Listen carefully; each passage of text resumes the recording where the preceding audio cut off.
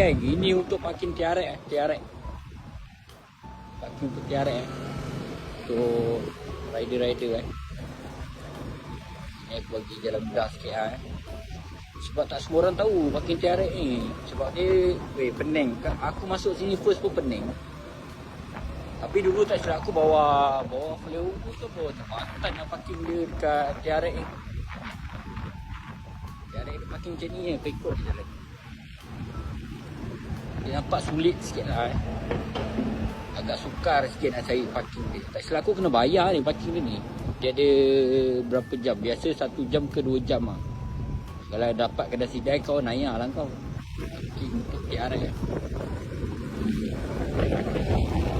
Okey, parking untuk tiarek kat sini sini parking untuk rider lah. Kau masuk situ dekat lah, agak akan jaga untuk kau masuk tapi tak tahu kalau ada parking tikus untuk tiarek ke kan, yang tak payah bayar ke apa kan, tak payah touch card ke kan. Biasa kat situ Lepas tu entrance dia tadi kau dah parking kat situ kan.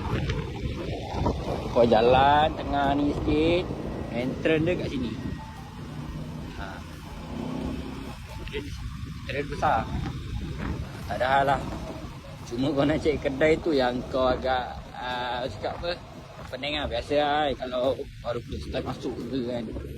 Aku dah banyak kali masuk pun pening kat sini. Mana tak yang first time masuk lagi pening.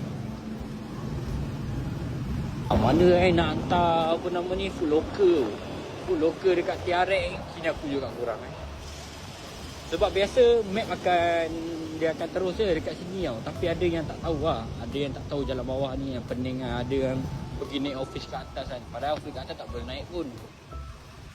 Locker dia kat sini dia ada nombor tak silap aku. Dia kata nombor ni gate 5 ni.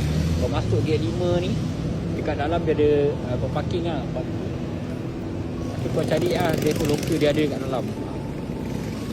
Mudah dia. Yang ni kau dah tahu senang Ciao.